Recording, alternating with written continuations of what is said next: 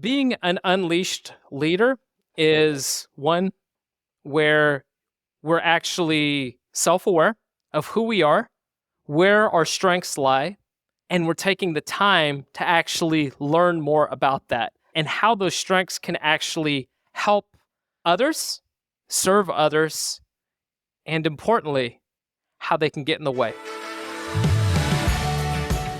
Welcome to the Unleashing Leaders podcast, where we work with willing leaders to accelerate the changes you seek. We'll learn from the experiences of different leaders facing real challenges and distill practical, purposeful steps to apply in your context. I'm Lee Scott, your curious co-pilot. Together, let's make positive changes for our companies and communities. Welcome back to the Unleashing Leaders podcast. Today, we are joined by an amazing guest.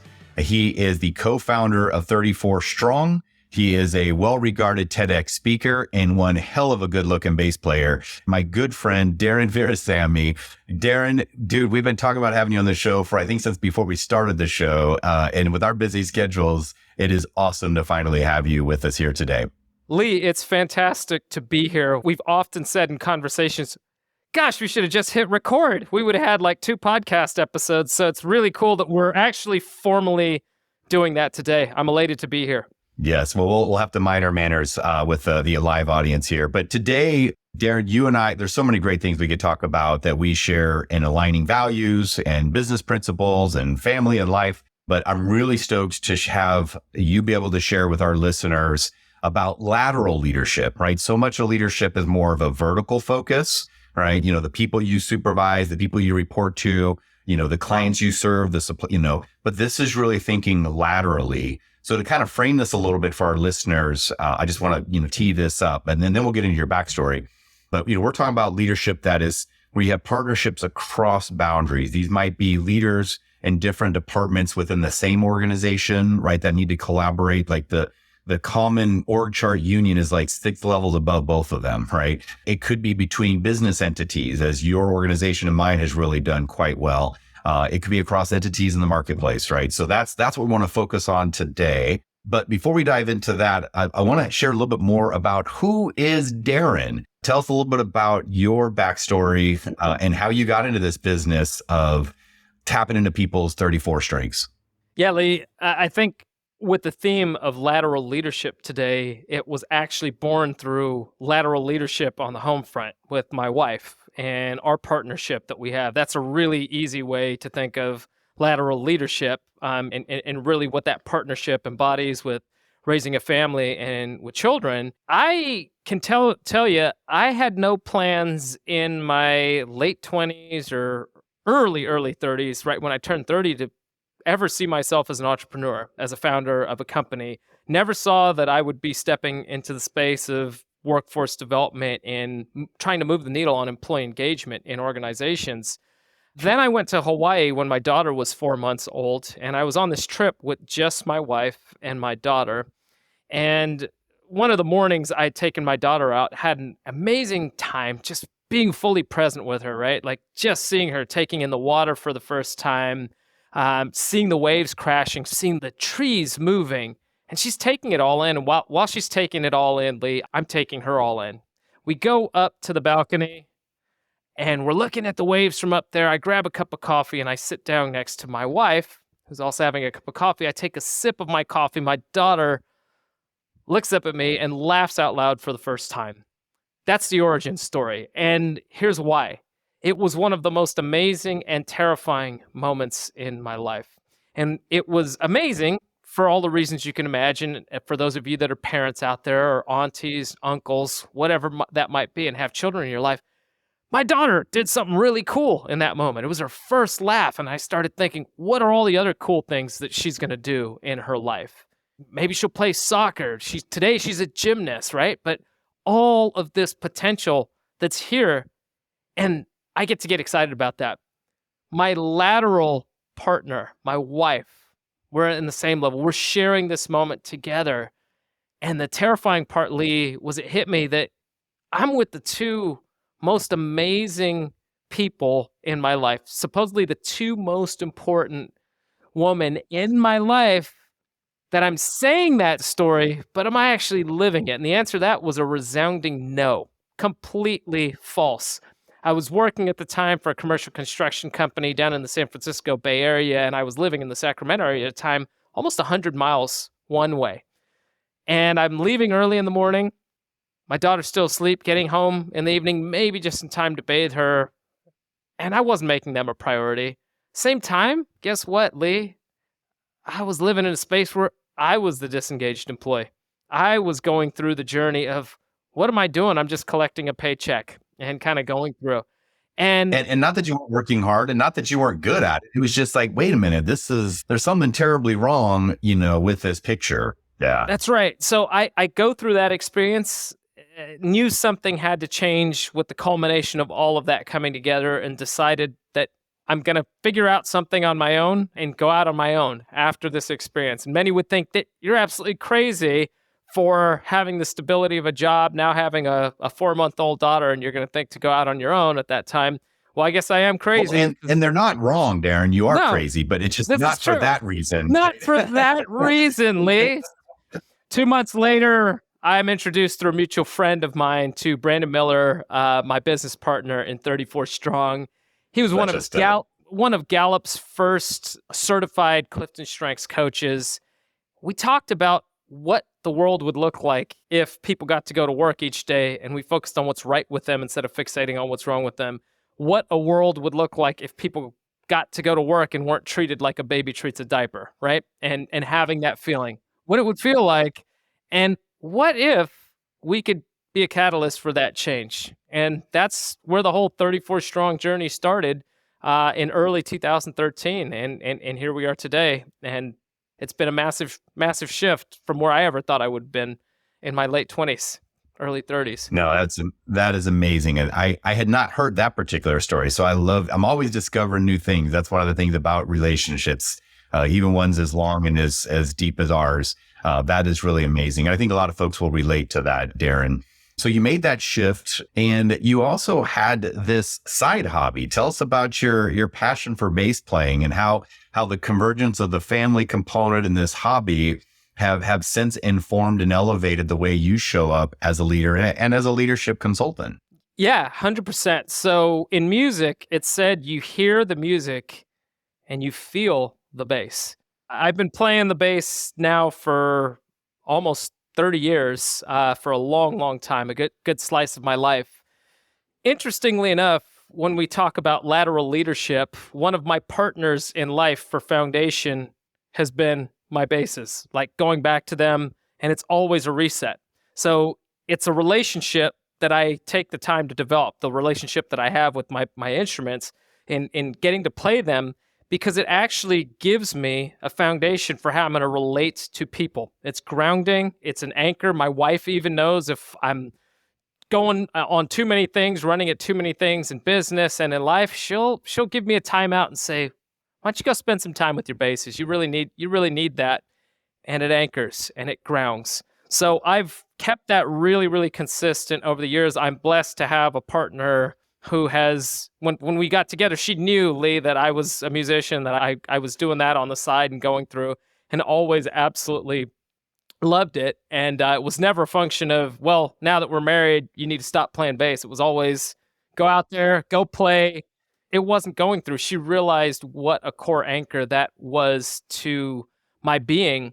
And I think the lesson that's come to me from that in leadership is I've talked to a lot of different leaders across many different organizations, and we will all have something that really charges us. It's unique to us. I know you have a musical background as well, right? I know there's other leaders that I've gone into their offices and I see these incredible paintings on the wall, and I'm like, "Where'd you get that?" And then they tell me, "At home, I made that." And I'm just like, what are you doing here? That's just absolutely amazing. But that's their place where they connect the dots, where they're able to actually go through the processing. And for us to build these relationships and this whole notion of lateral leadership and growing in these spaces, we've got to actually start, whether it's lateral leadership or vertical leadership, you got to get comfortable spending time with you and charging the areas of you that will keep you energized so you can really show up as your best self wherever that looks on the leadership field, no matter how small of a slice of time you have. Yeah, well, that's the source of energy, right? I mean, that's again, if there's no energy, ain't nothing flowing. But if there's an energizing force, then there's something to be shared. And you've got multiples of them, and everybody does, right? It might be, your hobby, your family, your spirituality, your time in nature, but tap it into those gives you that source. I think everybody's already starting to see why I love you, man, and why we're such good friends and how we've had such a great time collaborating over the years. It's for this type of vibe that you just put out. Well, Darren, let's switch gears here and share with a little bit of our listeners, when you're trying to build partnerships, outside of your immediate organizational boundaries, what are some things for doing that? And you and I talked about splitting that into kind of like 3 phases of that relationship. There's kind of like the early stages of the relationship, there's the middle, and then the late game that, when to know how to go deeper, when to know to be like, hey, this is not a relationship worth continuing, right? Because there's some vulnerability and some risk involved with it as well. So first of all, tell me a little bit more about what are the types of scenarios you've been involved with where there is lateral leadership, whether across clients or industries or entities. Like, what are some of the scenarios that either you or your clients you've seen where they've been in that, what we're calling lateral leadership situation? What does that look like? Across our company at 34 Strong, like between 34 Strong, Unleashing Leaders, there's these lateral relationships where we're looking at just different ways that we can collaborate, that we can work together. And we have many folks like that we've been building relationships with for years, just in the lens of, with the hope of someday we'd be able to find the right capacity to be able to team together, to go after different opportunities together in pursuit of serving others, creating a powerful impact for the clients and an impact for society beyond that. Because if we do our work rightly and we're creating an impact for our clients, we're creating a more engaged workforce, we're giving people the opportunity to play their strengths, guess what? They go home, they're better to their family, they're better in communities, they're better in all these other areas. There's this ripple effect, and we just do this one slice. So when we think about this from the larger scale of the business, that's been a huge piece of where we've worked to get to, which is an area that 34 Strong is at in our 12th year in business. Let me rewind that to how did we actually get here? It's been over the years of meeting people, making the connections, different events, through LinkedIn, through different introductions, and then constantly asking, here's a real simple question. If somebody comes across my radar, I've met them, we've made a good connection, first thing that I try and do is think of, how can I help them? How can I serve them? How can I understand who they are, what they do, how they create an impact, and are there people that I know that they should know? So the whole notion of being a networker, a lot of people think of being a networker as I have to go out, be a business card ninja, go through, connect with everybody. I'm not a business card ninja. I'm not going to be the guy that's out doing that. But the relationships that I work to build and that I know my business partner Brandon has worked to build over time, and many like you and learning alongside of you, instead of stepping into these immediately with the lens of what can I get and how fast can I get from it, it's more a focus on how can I plant the seeds, how can I continue to water, how can I continue to serve, and if I can help somebody and it only takes me 5 minutes, 10 minutes to be able to help them, give them a hand, give them that place, and the reciprocal that has come from that. 2 years later, you get an email out of the blue from somebody, hey, I thought of you. There's this introduction that came up. I really think you two should connect. How cool is that? Maybe sometimes that's not the right introduction, and that's okay. And you know what, Lee? I'll still take the meeting, the short meeting, because they thought of me, and then going through and say, hey, I really appreciate you thinking of me. This is a great time for us to reconnect. Tell me what you're doing, where your business is at, where your organization's at. What are you focusing on? Here's what we're focusing on. Oh, great. We can keep our eyes open for how we can make mutual introductions like that. So it's a long-term. Better refine that filter, right? So you know what they're looking for, they know what you're looking for. And, now you've got multiple wolves out there on the prairie, scanning the horizon and saying, hey, that may not be the elk that I want to take down, but I know a guy that knows a guy, right? But what I love about this, Darren, is how you come from a service first and a connection first perspective versus a, what can I gain, right? Like, hey, I want a deal, I want a contract, I want business, I want money, right? When you come from that take perspective first, which I get it when you're early on and it's kind of scary and, you're trying to feed your family, that's not an evil angle to take. It's just not the most effective one to take. But really, showing up in a place of service and connection. Who do I know that you might need to know, in and of itself, is a totally different frame. And then you introduced me to a technique that, when you're not being that business card ninja, but you're in a conversation and you're asking, how can I be of service? What do you got going on? Sometimes it's not obvious right away. So you have this thing you call the Ford technique for being able just to kind of probe the broader alignment of values and interests. And so tell our listeners about this Ford technique and how can they use that to overcome the awkwardness of that first date conversation, right? That's right. The Ford technique, I will say, was introduced to me by my TEDx speaker coach, John Bates from Executive Speaker Success. He's outstanding in his knowledge. And when we've shared the stage together, he brought this to our attention. So Ford stands for, the F stands for family. So when we're thinking about framing a conversation and connecting with people, because a lot of us will go, well, what do I say? I met you. Okay.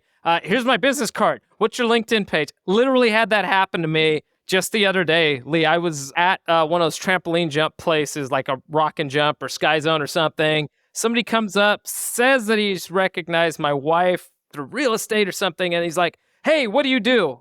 I'm like, who are you? Like, what's going on? Hey, let me get you on LinkedIn. Like, we really need to connect and I'm going to sell you all this stuff. And I was like, who are you, man? Like, I'm just here jumping. I just literally finished rock climbing with my kids. That is not the Ford technique, but the context that he was in, I'm telling you that not as a tangent, but the context that he was in, he had every opportunity to play the Ford technique. F stands for family. Guess what? I was with my family jumping. There was a great opportunity for us to connect and say, oh yeah, I know your wife from real estate. You guys like to come here. I saw you rock climbing. We can connect on that. Like, what's your family background? What do you like? And you can learn. And the whole point of this technique is to find where your common ground is. Because as much as the media and social media and everything that we look at will tell us that we have all these differences, guess what, man? We have a lot more in common. And we just got to take the time to have the conversations with people. So through family, learning about people's family, asking, oh, you have kids. Cool. Tell me a little bit about your kids. Oh, my daughter's 12 as well. What's this like? What activities? It creates anchor conversations to get to know the person. So that's the F. O stands for occupation. So you can get into occupation because people do enjoy talking about what they do, their work. Here's a fun one on occupation. After you hear, oh, I'm this title, I'm vice president of this. How did you get into marketing? Was that where you started, or like, oh no, there's a whole backstory to that. I used to be in healthcare, then I was a teacher, and then I was a trapeze artist, and then next thing I know, I ended up in marketing, because who would have thought that all three of those would lead up? That's where you're able to build depth of relationship and really understanding this. And for me, genuinely, I'm like really interested in connecting these dots with understanding people. So that's the F and the O. R is recreation. What do you like to do for fun? What are your things for recreation? Oh, you like to go surfing. Amazing. That's cool. What else do you like to do in the water, right? What are things that you like to do for recreation, for fun? Tell me a little bit about that. And that will create further conversations to deepen, to create that connection. You're on a discovery place here. Yeah. And that could be travel. That could be hobbies, right? That could be camping. Yeah, that could be playing bass guitar, if you're weird like that and you like, nerding out on bass definitely. Or drums or whatever. And finally, Lee, is for the D is dreams. What are the dreams that people have? Like, is there something that they're working on? And you'll hear sometimes people give you little nuggets of like, I'm excited about this. Oh, well, why are you excited about that? What is it? and they can open up and start sharing. And these can be little techniques that open us. And sometimes it's a blend of these. So again, F is family, O is occupation, R is recreation, D is dreams. And you can use that technique to find common ground. That's the intentionality behind the Ford technique, and finding that common ground that gives you a lot to build on and to connect on. And that's the principle of like, when you're looking to build lateral relationships, focus on the people and the relationship first before you focus on the products and the processes, right? Like if I'm going to my IT partner and my first conversation is like that LinkedIn junkie, I jump, is like, hey, I have a problem. I need you to help me. It's like the person's like, I don't even know who you are. I don't even know if I should prioritize you. Right. But building those relationships, before you need them, building that network outside of your organization before you need them. And, again, this is just one example of a technique, but it's building that foundation of, we have shared value. We are friends, not foes. Yes, you're the kind of person I'd love to interact with. So that's like that early stage in the relationship. And then there's that point where you're like, oh, wait a second, maybe there is something that I could help you out with, or there is something that you could help me out with. So let's shift now to the middle of that relationship. So now, you're looking at doing a joint endeavor, or you're looking at trying to collaborate on a process improvement across division lines, right? Tell us a little bit about what you do in that moment, and how do you double down on the good ones, and how do you start picking up the red flags where you're like, ooh, this one might not be such a great one to emphasize, and I got to be protective. Yeah, I think those are all really important, because we can get to the place of where we're just being milked, basically, and kind of going through. And that's not a good position to be in, or we're just being used, or it's all very transactional in nature. So I think there's a bridge from the prelim to getting that point, and it's serving here and there when you can. Right? Because it's an opportunity to observe. You put bait in the water for, if you're going fishing, you're going to see what's going to bite. And you're going to see, oh, that's what's here. I didn't know that. That's what's going through. So sometimes when we're actually going out and serving and just doing it because, hey, I think Lee Scott would be a great connection for you. Here's some commonalities that I think you can talk about. Why don't you two have a conversation? You do that a couple of times. It's a chance to see, hey, they don't have to make another introduction. But are they going to reach back out and say, hey, thank you, or this and that? These little basic pieces that start to determine on a relational side, are there the connections? Are they seeing and appreciating these pieces with how it's going? Or are you making the connection? They don't follow up. They don't even contact Lee. They don't do any of that stuff. And in going through, that's a test right there. Because if that follow-up's not going to be there, where I'm trying to reach out proactively to give you help, it's going to be like, if we're in it together and kind of going through.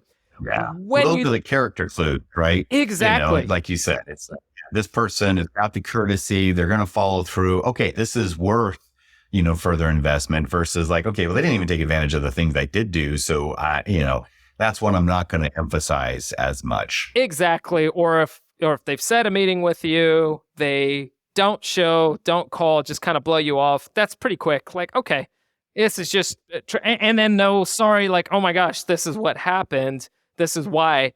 Those are things that we have to look at. As we get into that more of that middle tier, though, I think what can naturally happen along the way in just checking conversations like here and there, just saying, let's get connected. We haven't talked in 6 months. Let's just get on a call. Tell me what's going on. What's going real well for you? What are some areas that you're maybe having some bumps and going through? Sometimes right there is the opportunity in the opening, because where somebody's opening up, hey, I'm focusing on this now. Well, hey, I'm focusing on this. What do you think? Do you think we should talk a little bit more about that? Hey, I've got my team working on this. Would you be interested in having these conversations? That's where we're finding it. But if we're leading with the servant's towel, a servant's heart, first and foremost, just understanding that where they're at and just really wearing the help hat of how can we help? Maybe that's going to lead to opportunities to partner and collaborate across the business and in external partnerships. Maybe that's going to lead to, you know what? I don't have that capacity. But you know who you really need to talk to? You need to talk to Cyrus on Lee's team. You really need to get in touch with him, because that's kind of the swing zone that's here. And what you're doing is you're starting to work through being a trusted partner for both sides. Now, this works, Lee, as well with external partners and internally within the organization. I'll pause there, though. Well, and you just said the key phrase there, trusted partner. What everything you're describing, Darren, is all around planting those seeds of trust, allowing a little bit of time, a little bit of watering, a little bit of evidence to see, is it sprouting? Is it growing?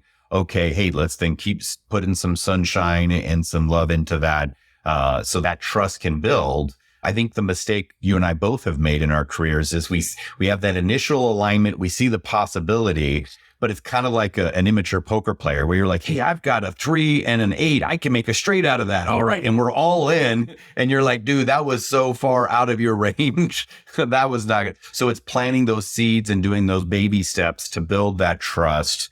And again, that takes time, and that requires that you do it before you really need it.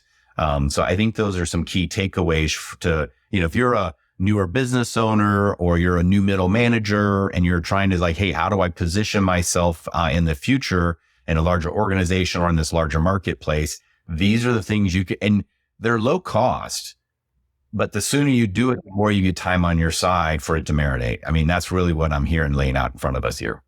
It is, and I think for all levels of leadership, this is a really important point, because I've talked a lot more about creating external partnerships. But if you're internal in your role, it's easy for us to get caught on I got to say yes to everything going through, right? Especially when we're early in our career. I don't know. I think you're more immaculate than I could ever imagine being, Lee. So I'm sure you didn't make these mistakes in the earlier portions of your career, but I said yes to way too many things. Yeah, you were just born having had it figured out, man, with like divine leadership wisdom. I didn't come that way. So I had a lot of hard knocks in going through my leadership course. So with the whole notion of all the things that we say yes to, it is critical for earlier in our careers to say yes, to take the scary opportunity to go through. But over time, as things mature, it's okay to also create a no list. And it's not, no, I'm not going to do this and I'm going to be difficult. It's actually establishing for your leaders that you're working to build connection with, hey, this is what I do really well, and I want to take care of you, but you got to respect me in terms of how that's going through. Because I've seen many a middle manager that's in a place with their parallel leaderships, that lateral leadership, where their role is, there's this really powerful system that's in place for them to operate within their zone of genius, and they're constantly bending to the needs of others. And guess what's happening? In their area, they're starting to buckle. But the system is actually built for, you have support at the vertical leadership level above, and your team below, but you're buckling here, you're wavering, you're saying yes to more than you should be, you're quote unquote giving in, but all parties have agreed that this is a system that we need to operate within. In not doing it, what we're doing is we're actually minimizing the effectiveness at how we can actually perform in a way that's most impactful for the team that we're on and the team that we serve in our clients' base, if that makes sense. So our ability to actually get comfortable in what we're saying a heck yes to and what we're saying no, and giving a reason as to no, not just saying no and fighting and saying no. I like, the no is not a negative. It's a, hey, I can't take that on at this point. It's a, hey, I could do that if you would have been able to give me 5 days notice. I can't do that at this point because it's going to, completely ripple into all these other steps that are going through. Well, and how you say that, I think in and of itself can add to the relationship, not necessarily be a rejection of the relationship, So being able to say, hey, I really appreciate that you brought this to me, because that's what you're trying to get as a trusted partner, for them to bring things to you that may or may not actually be in your wheelhouse, but they just value you so much. So that's an honor and a huge compliment but I think it's important for everybody to realize that when somebody comes to you, that's an invitation. It is not an obligation, right? We got to remember the principle of freedom here. And that means freedom goes both ways. So then it's, how do I let you down easy, right? And it's like, Darren, I am so honored that you brought this to me. Now's not a time where I can really be of adequate value to you, or that's something that I'm just not as great at these days as I used to be, or I have something better for you that could actually more fully meet your needs. These are all ways of politely saying, get out of here. Without actually saying, get out of here. And then you feel respected because I didn't try to sign you up for something that wasn't going to let you down. Right. But it does take some courage in the moment to deliver that message. Because in the moment you will be a little bit, you're like, man, Lee, I thought you were going to do that for me. I recall a time you did that for me, Darren, where I was looking at something going on. I said, hey, I've got this client that's looking for somebody like you. I can't get to them. Would it be possible for you to get to them? And you let me down easy. You were like, Lee, that's something I used to do a lot of it. I'm not really doing that right now. And that pulls me out of my zone of genius. For you, if this was really the only option you had, I'm happy to do a favor, but I'm probably not your best bet. And that was so respectful. And I only cried a little bit when you turned me down. So it worked out okay. It did. That was the intention there. A powerful technique with when we're saying no to an invitation, right, is instead of saying the word but in our vocabulary, this applies anywhere, shift it to and. So if Lee gives me a great idea or a great referral like he did, and I said, Lee, thank you, but that's not what I do. That immediately builds a wall. If I say, Lee, thank you, I really appreciate that opportunity, and that's not really my wheelhouse. I built a bridge. I said the exact same thing, almost the exact same thing, and builds a bridge, but builds a wall. So when we're communicating, regardless of if we're saying no or yes, try to remove the word but from your vocabulary as much as possible. You will build more bridges in your lateral leadership growth and in your vertical leadership growth and just across the board. And is a huge add to the vocabulary while you're subtracting but. Absolutely. Absolutely. Good. So we've got these people that early on, we found some alignment of values. We've built some bridges using some little seeds. We've used right, to bridge when it wasn't quite in our wheelhouse or to accept it when it was. Inevitably, every relationship, though, gets tested. I mean, I know you and Lisa have a flawless marriage. You have always showed up as a perfect husband. And let's be honest, she is always right. And I've met her. She's amazing. For you guys, this might be hard, but for the rest of us, inevitably in a relationship, something goes bump, right? Somebody lets you down. Somebody doesn't show up. Somebody talks some smack about you. Like they have a bad day. Now you have this concentric circle model that helps you kind of differentiate the nature of what is the actual issue here, right? So thought maybe you could share a little bit about, when that bump happens, how do you kind of discern and evaluate it? And then what are some things that you do to reconcile it? Because, those bumps can either strengthen a relationship or they can signal the end of a relationship. I think one of the ways when we're receiving hard information, right? Like whether it's about us personally, maybe if we're in a client situation and as an organization, we didn't perform the way that we wanted to. So we're not getting the feedback that we were hoping for. It's asking, what are the facts that are in here? Just pausing before just firing off a response or picking up that phone, making that call. Okay, what are the facts that are in here? What can I own? What do I own? What's on me? What's on us? What can we go through? So before we go straight to battle, locking horns, like really acknowledging that. Now that takes time because we are humanly, imagine that. And we do have emotional responses. So it's totally okay to have that emotional response, go through that, and just try to give yourself the space in that moment. So, obviously on the spousal side, you have something that your spouse tells you kind of frustration. Maybe instead of just firing from the hip, maybe just, I'm going to take a pause. Let me take a beat here.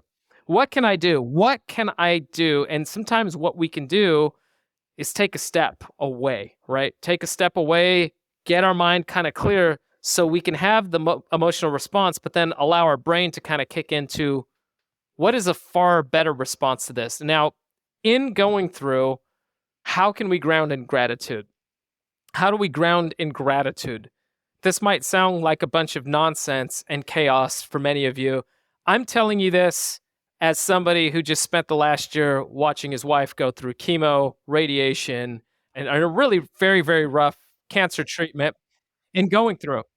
The whole point here is I was told that by Brandon, my business partner, find joy in the journey. People are going to go through and you're going to have the rough patches, but how do you stay grounded in gratitude? How do you, to your point of what am I being invited to here? You don't have to enter every argument you're invited to. And how do we actually cool the temperature of the room? And a lot of times, what we realize is when people are going through this and there are heated pieces and relationships do get tested, people want what? They want to be heard, Lee. They want to be heard. And if we can give a space to say, okay, this I'm not excited about this, that this has happened, that I'm perceived this way. I want to hear what you have to say. The floor is yours. And listen. I found personally, this is just me. I don't know if this works for everybody, so I'm just taking you through my personal experience. In doing that in life and in business with those that I've worked with, when I can give that space, it also, when it's like, okay, it's my turn to speak, there's far more of a willingness to listen. Because here's the thing, in those moments, if you're just shouting at each other, nothing's happening. Nothing's going anywhere. We're just arguing in the ether and nothing's actually moving. So if somebody has to be the first to say, okay, what's the place that we can kind of ground in? I'm willing to listen to you. I've respected you at this point. So it seems like we've gotten a little bit more comfortable as a society in doing character takedowns of people as opposed to actually talking through the idea that we disagree with, not that the person is flawed. And if we can actually zoom back out and say, hey, this whole situation and these actions, I don't agree with. So still drawing the line that there's respect for the human being that's sitting across from you and trying to understand how they got to that conclusion or made these lines of decisions. Because that's where the issue is. It's not usually that the person is this completely horrific human being. Sometimes that is the case. Sometimes, yeah. But let's start with the place of, the classic expression, right? Being separate the people from the issue. And it's like, hey, is this a product alignment issue? Was this a timing issue? Was this a expectation communication issue? Was this a skill gap issue? Right? That sounds personal, but it's still, no, it's separatable from the character of that human being. And when you've come from that place, and like you said, you've given the respect first, it doesn't guarantee, but it's more likely than to be reciprocated. And then you can be like, oh, it was one of these issues. Well, if you've done those, and then now you're seeing, wait a second, there's a theme to a character issue here. and that still doesn't negate the power of beginning with gratitude. One of my favorite expressions is, greatness begins with gratitude. So even when you are getting to that point where you're like, look, this relationship might not have been what I thought it was going to be, or maybe it's changed to not be as mutually beneficial anymore. Still being grateful doesn't mean you just roll over and accept everything they dish. You just say, hey, I'm grateful for what I have received. I'm grateful for what this moment is providing for me to learn. And that might end in us renewing the relationship. It might end in us temporarily pausing the relationship. It might result in us choosing, I really think at this point, I'd rather not continue this relationship. But that doesn't mean you can't be grateful for what was there, right? Again, it won't always be reciprocated, as you and I have learned. But I think that holds our integrity to a higher standard and also signals to the marketplace, like, wait a second, they held themselves to a higher standard too. And there's a appreciation, I think, for that from others that said, hey, you didn't stoop to that level. And that's hard to do. It's hard to do, but I think it's worth it in the long run. It's completely worth it in the long run. And Lee, this brings up a really important piece here. It's asking yourself the question of what's the decision that makes sense in the now or that feels right in the now? What's the decision that my version of myself 5 years from now or 10 years from now is going to appreciate more? And sometimes the answer that you get when you're looking forward at the situation is very different than the one that you'll get looking backwards. And when we do that and we use that technique and employ it in our conversations that we're having, when in those moments, or when we're having strategic planning sessions with our team and going through, running the filter through that lens. I'm kind of that guy at 34 Strong that's saying like, oh my God, I'm really excited about this. This is amazing. What do we think about this in 5 years or 10 years?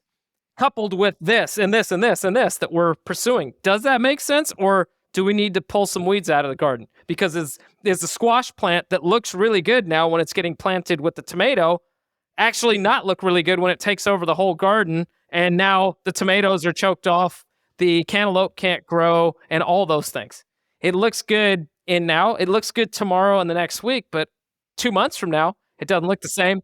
5 years from now, what's it going to look like? So those little nuggets are really powerful. One technique that I will also share with your listeners that is a strategy that I've employed personally when coaching many, and I had to eat my own cooking this very year, but many of us at 34 Strong have used this when coaching leaders, as people are pouring out whatever the situation is that they're working through, whether it's, gosh, this is an employee that I'm leading, or how do I deal with my boss, or the lateral leadership side. How do I build a partnership over here?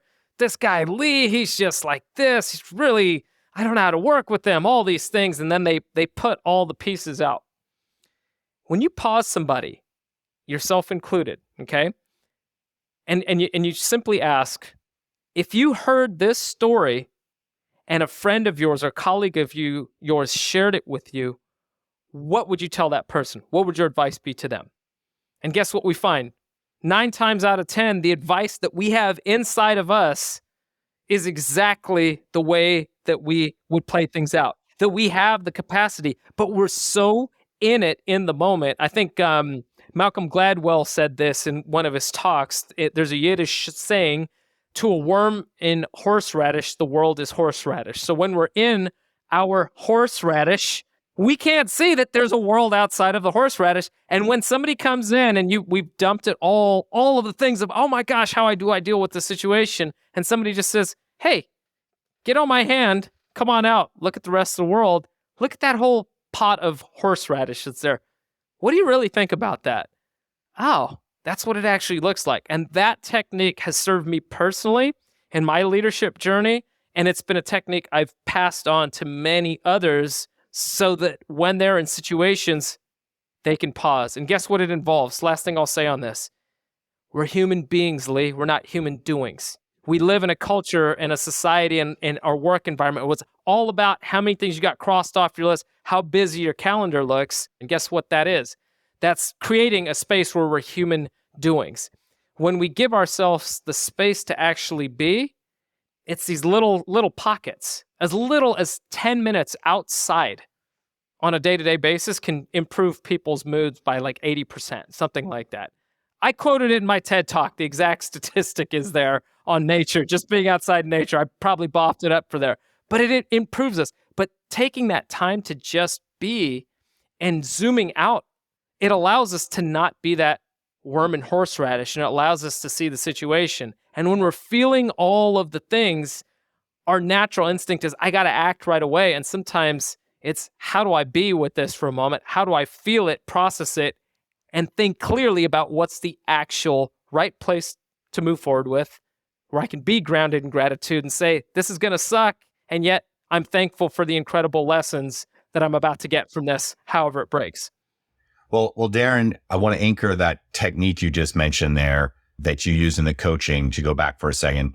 You know, the technique was when you're facing a really challenging situation, to ask yourself, if a friend of yours brought you the same challenge to you and described it the same way you just did, what advice would you provide for them? And that was the coaching question that you used to help them get outside of themselves to look back on the inside. That's right. You know what radiates from you, Darren, every conversation we have is as skilled, competent, and confident as you are, you radiate, my friend, humility, right? And that's the expression of it right there. And you have an expression that you taught me in a musical space. And the expression, forgive me if I mess this up, but it's like, you got to play what the music needs. And sometimes it's as important to play the rest notes as it is the slick riffs. And you just articulated that here right now, to be reflective enough to say, hey, these are my strengths and this is a moment of service that I can show up. And the rest notes, like, hey, this is a space where this is an opportunity for me not to jump in and fill the void and hold that space so something else beautiful can really manifest in that space, maybe from somebody else's strengths or maybe a lesson learned or, gratitude to come from a relationship, whatever that happens to be. But it's both, right? It's being on that base and it's also allowing the space. I think that's great, man. Yeah, I really appreciate that. It is really play the rest notes. You nailed it. Play the rest notes, play what the music needs. And a lot of times that can be the rest note. When you're not playing, somebody else is, and that's an opportunity for somebody else to lead. And hey, you know what? Pick up an instrument because that's a great way to learn about leadership. And don't just play by yourself with YouTube. Go play music with other people because you're going to learn a lot. You learn a lot, what you need to do and what you don't need to do. Well, as always, a privilege, brother, to jazz with you. Thank you so much for sharing your wisdom with our listeners. Where can people find out more about what you do, where you are, your podcast, the skills that you guys provide to your clients? What's the best way to track down Darren Virassammy? Yeah, absolutely. So 34 Strong can be found at 34strong.com. We're also on LinkedIn. You can find me on LinkedIn at Darren Virassammy. That's Darren, and then last name is Virassammy, Virassammy. Just look that up on LinkedIn. Feel free to connect with me out there. You can see my TEDx talk out there as well. It's also on YouTube. You can find us on our podcast at The Strengths Whisperer for 34 Strong. Right on. Well, Darren, again, thank you so much for being here and looking forward to continuing to lead laterally with you, brother, across our relationships, across continents, and across our businesses. Thank you again. Absolutely, Brother Lee. Thank you so much for having me on. Thank you for joining us today on the Unleashing Leaders podcast. Subscribe so you don't miss a moment that could be the key to your next breakthrough. Let's stay connected and contribute together by grabbing that @Unleashing Leaders handle on LinkedIn, YouTube, or your favorite network. This is Lee Scott. Keep learning, loving, and leading. Our future and our communities are counting on us.